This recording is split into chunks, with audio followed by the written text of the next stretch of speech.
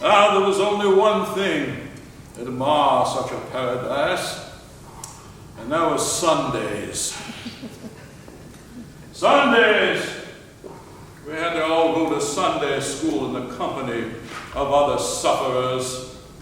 There was the one day in the week in which I dreaded. I believe I learned at an early age what the reason for the week was for. It was to recover from the tedium of Sunday. On Sunday, us boys would have to go to Sunday school, and we would have to recite 5 verses of Scripture. And for this labor, we would receive small blue tickets with a Bible verse written on it. Each ticket was worth 2 verses of recitation. Now then, 10 tickets, 10 blue tickets could be exchanged for a red one. And then 10 red tickets would be exchanged for a yellow one. And for 10 yellow tickets, the superintendent presented the pupil with a plainly bound Bible. Now, can you imagine the industry and application it required to memorize 3,000 verses of Scripture? And in order to procure a Bible, and yet my sister, she had won 2 of these.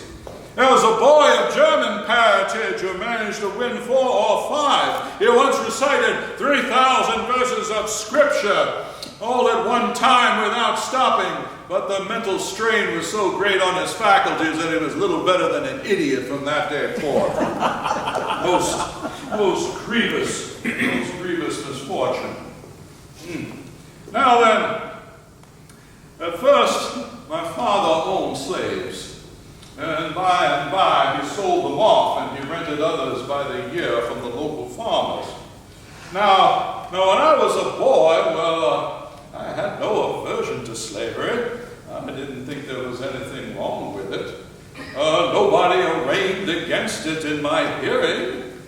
The local newspapers said nothing against it. Local pulpit said that God approved of it, and it was a holy thing, and that the doubter need only look in the Bible to settle his mind. And then the verses were read aloud to us. Now, if there were verses in the Bible that reversed to slavery, they were not read to us by our pastor. How could they lie like that? Result of practice, no doubt. And the serene confidence of a Christian with 4 aces.